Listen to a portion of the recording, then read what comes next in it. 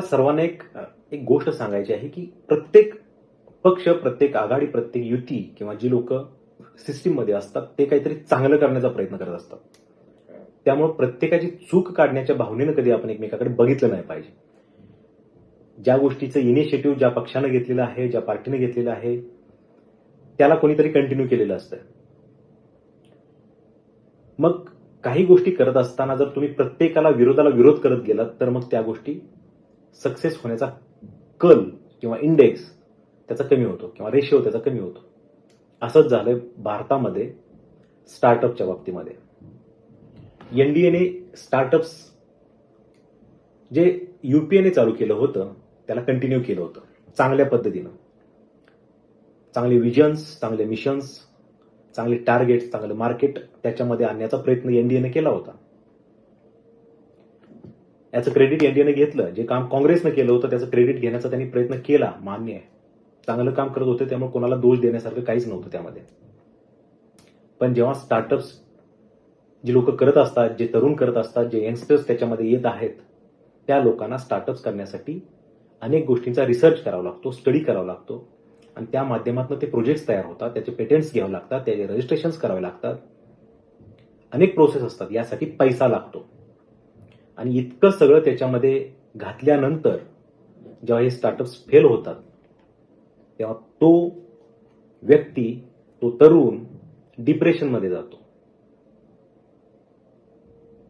निराश भावनेत जातो, नैराश्यात जातो आणि त्याला बाहेर काढण्याची जबाबदारी मग आहे कोणी? कारण आज भारतामध्ये 90% स्टार्टअप्स फेल आहेत.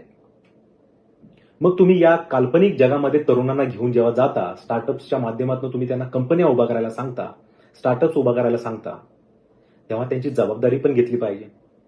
त्याचं मार्केट कुठं क्रिएट होऊ शकतं याची जबाबदारी घेतली पाहिजे. त्यांना अपॉर्च्युनिटीज क्रिएट करून दिल्या पाहिजेत. त्यांची कोणती तरी जबाबदारी घेतली पाहिजे. कारण जे तरुण स्टार्टअप उभा करतात, जी लोक स्टार्टअप्समध्ये आहेत, त्या लोकांना इनिशियल फेजपासून, इनिशियल कॅपिटलपासून लोन डेप म्हणजे ही लोक बँकेसाठी लोनमध्ये अडकलेले असतात. त्यांना बाहेर काढण्याची जबाबदारी कुणाची जर ते स्टार्टअप फेल झाले? मिनिमम स्टार्टअप तुमचे काही वर्ष चालतात, 1 वर्ष, 2 वर्ष, 3 वर्ष, काही स्टार्टअप चालून नंतर काही स्टार्टअप फेल होतात. असे 90% स्टार्टअप भारतामध्ये फेल आहेत. त्यांची जबाबदारी कोण घेणार? त्यांच्यावर झालेल्या कर्जाची जबाबदारी कोण घेणार? डिप्रेशनमध्ये गेलेल्या त्या तरुणांची जबाबदारी कोण घेणार? का नुसतं काल्पनिक जग दाखवून, भविष्य दाखवून या गोष्टी होणार आहेत का? यासाठी विरोधाला विरोध करून चालणार आहे का? काँग्रेसनी भाजपला किंवा भाजपने काँग्रेसला किंवा एनडीएने युपीएला किंवा युपीएने एनडीएला कोणालाही चांगल्या कामामध्ये सपोर्ट केला पाहिजे. कारण असताना विरोधाला विरोध करून चालणार आहे का? या गोष्टींकडे कोण फोकस करणार? का स्वतःची काही कामं झाकण्यासाठी जी कामं आपण करू शकलो नाहीत ते झाकण्यासाठी एनडीएनं युपीएवरती आरोप करायचे? त्यांच्या काहीच गोष्टी चांगल्या बघायच्या नाहीत का? या गोष्टींकडे लक्ष दिलं पाहिजे. कारण आज स्टार्टअप्स फेल होत आहेत भारतातले. यंग जनरेशन स्टार्टअपच्या इतक्या मागं लागलेली आहे, त्यांना असं वाटत आहे की स्टार्टअप्स म्हणजे त्यांचा ब्रँड, त्यांची ब्रँड व्हॅल्यू.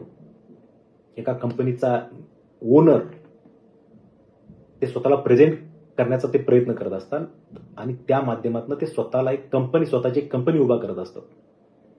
पण याची जबाबदारी सरकारने पण घेतली पाहिजे. ईज ऑफ डुईंग बिझनेस तुम्ही क्रिएट करताय, मान्य आहे, पण ते सक्सेस करण्यासाठी काय केलं पाहिजे याच्याकडे कोण लक्ष देणार?